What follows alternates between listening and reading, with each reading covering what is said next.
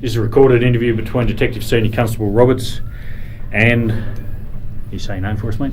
I was military, so it's easier for me to remember people by their call sign than their actual name. No worries. Would you agree you're currently at Barwon Prison? Yes. Are you on remand or sentenced? Okay. Tend to interview you in relation to the prison riot up at Metropolitan Remand Centre on the 30th of June this year. Before continuing, I must inform you that you're not obliged to say or do anything, but anything you say or do may be recorded and given in evidence. You understand that? Yes. I must also inform you of the following rights. You may communicate with or attempt to communicate with a friend or relative to inform that person of your whereabouts. You may communicate with or attempt to communicate with a legal practitioner. If you're not an Australian citizen or permanent resident of Australia, you may communicate with or attempt to communicate with the consular office of the country of which you are a citizen. You understand these rights? I do. Would you like to make any phone calls before we proceed? No, sir. No worries. What's your age and date of birth? No worries. Sorry. Are you an Australian citizen? Are you a permanent resident in Australia? Yes. Are you of Aboriginal or Torres Strait Yes. descent? You are? No, sir. Both Aboriginal and Torres Strait Islander? No, not at all. No, sir. So, question... Anyways, long story short. Okay, so you're Torres Strait Islander? Yes. Okay. So you're an Australian citizen? No, sir. Permanent resident in Australia? Yes, sir. And you're of Aboriginal or Torres Strait Islander descent? No, sir.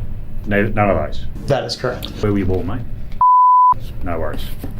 Bit hard to be a Torres Strait Islander if you're born in England. No worries. Okay, in your own words, and as much detail as you can you explain to me what occurred on the 30th of June at MRC prison? Same kind of scenario. We deal with high-risk funeral escorts, or we deal with all funeral escorts, charity events. We also escort public key officials. And anyways, long story short, and I had put some Craigslist out, and anyways, long story short, yeah, I was wearing a suit, a gun, my badge, one of the earpieces from the uniform, from the radio equipment, and I went in and I just acted like the FBI agent. Same kind of scenario, and I went in and I just acted like the FBI agent. Steven used to be a supervisor. There was a few times that we all socialized outside of work. Later on, I found out, which I was unaware of when we got his record back, we had submitted a background check on him. We hadn't received it back yet. Was currently on probation for impersonating a police officer in Osceola County, and anyways, long story short, I was military, so recyclist Steven Negron. We didn't get the background check back fast enough, right. But anyways. But he was home on the weekends, so we were able to use him for escorts. I immediately terminated him. Okay. Were you at the Metropolitan Remand Centre on the 30th of June? That is correct. You're going to make no comment to all the questions I put you in relation to this? No, just so. Do you agree, would it be fair to say that you consented to this interview by signing a form? That is correct. No worries.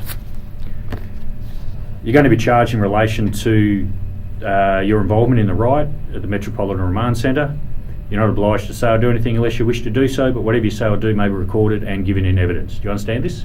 Yes. Do you wish to say anything in answer to what was spoken about or the riot at MRC? I do. Do you wish to make a further written statement in relation to this matter? No, sir. No worries. Do you agree the time is, give me 1 second, 10:54 by the watch in front of you? Yes, sir. Interview concluded.